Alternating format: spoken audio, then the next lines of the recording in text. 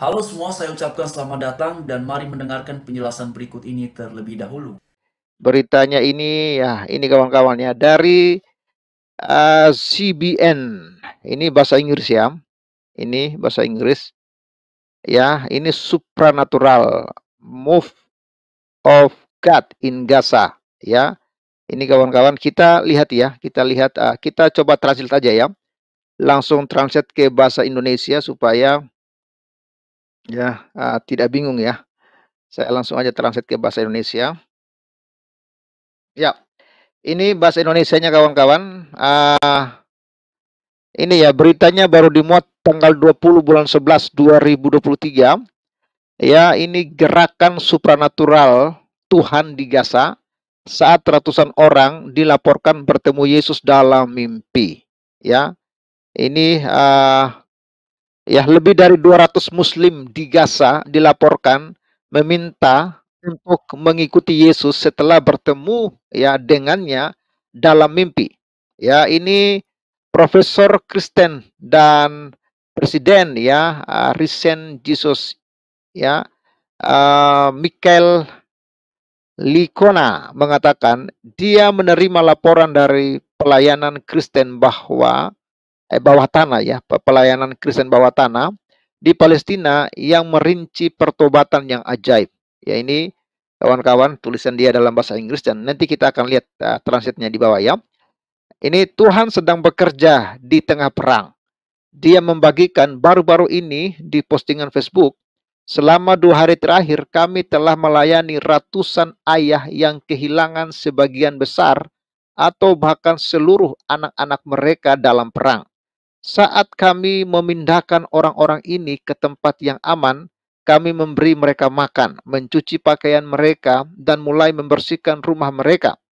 Ya, bacakan Alkitab kepada mereka, berbagi jalan perdamaian melalui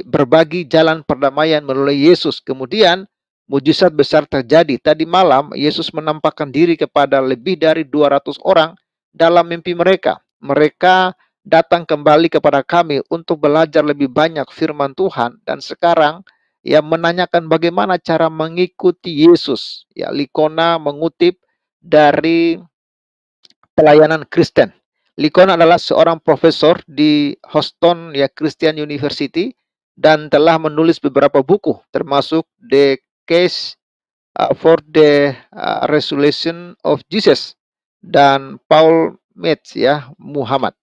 Ya, Nabel Qureshi seorang mantan muslim yang menjadi apologis Kristen pernah menulis Mike Linkolikona berperan penting dalam perjalanan saya keluar dari Islam menuju Kristen. Ketika saya masih menjadi mahasiswa Muslim, Mike mengundang saya ke rumahnya secara teratur untuk mendiskusikan sejarah kematian Yesus pada hari Minggu, salib dan kebangkitannya dari kematian. Bukti-bukti yang disampaikan Mike begitu meyakinkan sehingga menjadi batu kunci pertobatan saya. Sejak itu saya telah melihat karyanya memberikan dampak yang begitu kuat kepada ribuan orang dengan bukti sejarah iman Kristen. Ya, lalu Likona menambahkan dalam postingannya bahwa laporan tersebut harus dirayakan oleh umat Kristen di seluruh dunia.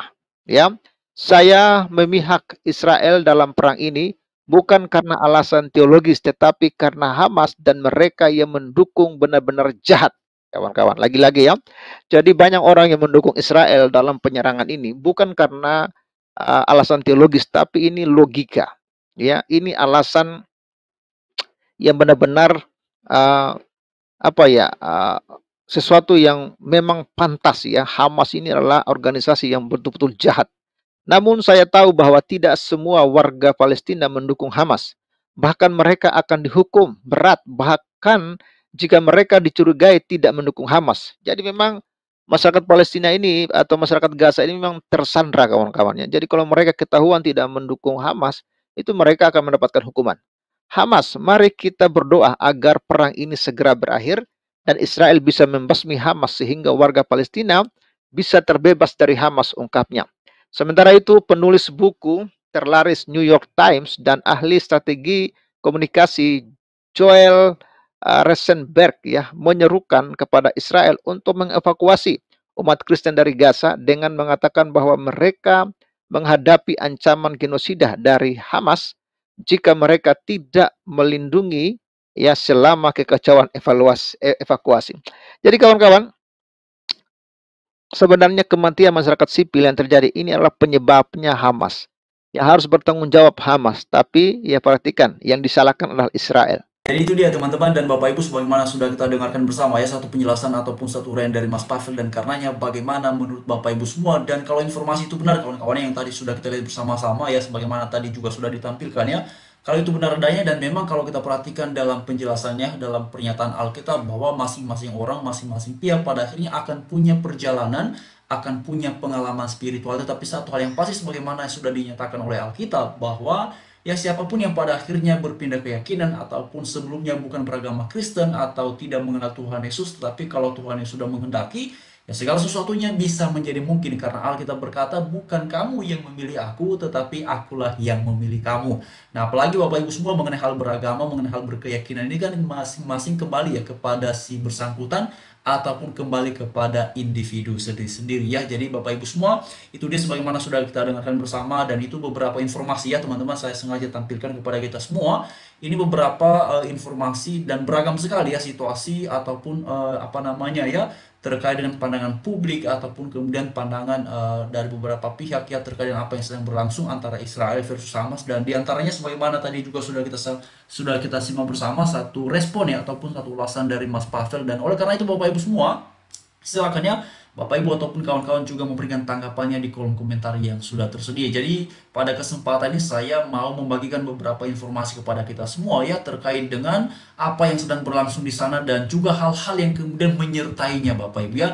Ini kan sudah memasuki 8 pekan ya Bapak Ibu ya, 8 pekan antara Israel versus Hamas ini, dan memang luar biasa sekali beragam ataupun banyaknya informasi yang beredar ya yang kemudian bisa kita lihat dalam beberapa uraian. Dan tentu saja Bapak Ibu semua, situasi ini mengharuskan kita mesti bijaksana ya. Mesti bijaksana memilih mana informasi yang bisa kita percaya, mana informasi yang perlu ya untuk kita kembali mengeceknya. Nah, Bapak Ibu semua, demikian ya penjelasannya, dan mari kita lihat di sini beberapa informasi terbarunya ya, teman-teman, selain daripada apa yang sudah kita simak tadi. Dan di sini jelaskan terkait dengan pihak dari ini, teman-teman ya. Israel Hamas katanya sepakat untuk melakukan gencatan senjata 4 hari ya. 50 sandera akan dibebaskan ya. Ini dia Bapak Ibu ya. Israel memilih mendukung ya kesepakatan dengan Hamas guna membebaskan 50 sandera dengan imbalan gencatan senjata selama 4 hari. Nah, ini dia Bapak Ibu ya. Jadi teman-teman kalau kita perhatikan ini adalah bentuk keprihatinan ataupun kepedulian dari pemerintah Israel ya terkait dengan para warganya yang sudah disandera, dan ternyata di sini ya ada persyaratannya teman-teman ya, ini dibebaskanlah 50 sandera ya. Nah, itu dia teman-teman. Lalu kemudian Bapak Ibu semua, mari kita lihat juga di sini ada beberapa penjelasan lain tadi saya lihat ya. Oke, teman-teman, di sini jelaskan ya. Korban tewas ini Bapak Ibu beberapa jam yang lalu sudah di angka 14.128 orang. Nah, itu dia Bapak Ibu ya. Ya, ini sudah mencapai ya 14.128 orang, dan Bapak Ibu semua inilah yang kemudian ya membuat saya secara pribadi terus kasihan ya melihat apa yang sedang terjadi di sana. Dan terlepas dari banyaknya pro kontra, terlepas dari banyaknya reaksi, banyaknya tanggapan di tengah-tengah masyarakat mengenai apa yang sedang berlangsung di sana, kalau saya selalu melihatnya dari cara pandang kacamata kemanusiaan dalam konsep universal ya, dalam pengertian yang menyeluruh, bukan seperti yang dilakukan oleh beberapa orang waktu belakangan ini ya, ketika mereka semangat sekali bicara prihatin kemanusiaan, tapi di waktu yang sama mereka juga teriak-teriak untuk mendoakan ya, bahkan mengutuki Israel agar dibinasakan oleh Tuhan. Jadi ini memang sesuatu yang lucu dan tidak fair kawan-kawannya, ketika ya satu pihaknya diserukan didoakan, satu pihaknya diminta untuk dibinasakan, tetapi mereka menjadi marah ketika Israel membela diri ataupun menyerang ya Hamas ini secara berkali-kali lipat banyaknya ya. Itu dia teman-teman, tapi ya udahlah, itu kan kembali kepada mereka masing-masing. Namun begini teman-teman ya, Mari kita lihat dulu terkait dengan apa yang sudah kita dengarkan tadi ya di bagian awal penjelasan dari Mas Pavel, yang mana beliau menjelaskan, yang mempresentasikan ada satu penjelasan ya di salah satu pemberitaan ya yang membahas terkait dengan ternyata Bapak Ibu ada ratusan orang yang kemudian berjumpa dengan Yesus secara pribadi ya. Nah, ini luar biasa kawan-kawan ya. Ya, apakah informasi itu benar? Ya, memang kita kurang tahu, tapi itu tadi kan Mas Pavel juga menyajikan apa yang dia dapatkan, dan karena itu teman-teman, kalau saya secara pribadi menyajikannya dalam pengertian membagikan beberapa informasi ya yang kemudian ramai menarik perhatian publik ataupun masyarakat ya, karena ini semua kan selalu berkaitan dengan apa yang sedang berlangsung di sana teman-teman. Tetapi ya apapun itu Bapak Ibu semuanya, saya mengajak kita semua, saya sudah lihat ya tadi juga penjelasannya secara bersama-sama dengan kawan-kawan semua. Ya mari Bapak Ibu kita sama-sama cross check ya, sama-sama cek kebenarannya apakah itu benar adanya ataukah bagaimana teman-teman. Tapi tadi itu disertakan sumber aslinya ya, disertakan sumber aslinya Bapak Ibu ya. Tapi begini kawan-kawan semua, mari kita tarik garisnya dulu ke dalam perspektif, ke dalam keyakinan beriman kita sebagai orang Kristen ya. Alkitab mengatakan bahwa pada akhirnya ya tiap-tiap orang yang menjadi percaya kepada Tuhan Yesus ya itu adalah panggilan Tuhan sendiri. Dan apa jaminannya? Tiap orang yang percaya kepada Yesus, bagaimana yang Alkitab katakan, adalah pastilah mendapatkan hidup kekal. Dan kepastian mendapatkan hidup kekal dalam keyakinan beriman Kristen bukanlah mudah-mudahan, ya bukanlah sekiranya, ataupun juga bukan semoga, tetapi itu adalah sesuatu yang dijanjikan dan pasti adanya. Karena itu firman Tuhan sendiri. Jadi Bapak Ibu semua, pada kesempatan ini saya juga ya mengingatkan kepada kita semua, mari terus setia dalam Tuhan Yesus ya. Ya kita tidak tahu Bapak Ibu semua ya mengenai apa yang sebenarnya benar-benar terjadi di sana. Ya karena kan kita juga hanya bisa mengakses ya beberapa video ataupun kemudian beberapa penjelasan dari pihak Israel maupun yang ada di Gaza Bapak Ibu ya, dan pada akhirnya memang mengharuskan kita bijaksana dalam menyikapi berbagai situasi yang sedang berlangsung di sana. Jadi Bapak Ibu semua, apa yang saya sampaikan ini terutama dalam konteks beriman kita sebagai orang Kristen ya. Jadi kita bicara dalam konteks iman kita, tak perlu kita bicara terkait iman orang lainnya, karena kita secara pribadi ya saya meyakini bahwa iman ini kan sifatnya pribadi kawan-kawannya. Meskipun dalam menghayatinya ya ini kan ruang utamanya adalah dinamika ya ruang publik ya dalam kehidupan bermasyarakat, tetapi mengenai iman itu adalah hal pribadi. Jadi saya juga mau bicarakan iman ini dalam keyakinan beriman kita sebagai orang Kristen. Jadi mengenai agama lain, iman lain ya itu kan kembali kepada mereka masing-masing ya. Tapi puji Tuhan tadi ini orang-orang yang pada dasarnya bukan beragama Kristen, mereka punya perjumpaan pribadi dengan Tuhan Yesus. Luar biasa. Terima kasih teman-teman, Bapak Ibu semua. Salam sejahtera bagi kita semua, dan terus ya Bapak Ibu kita doakan semoga situasi di sana segera kembali membaik ataupun segera kondusif. Salam sejahtera bagi kita semuanya.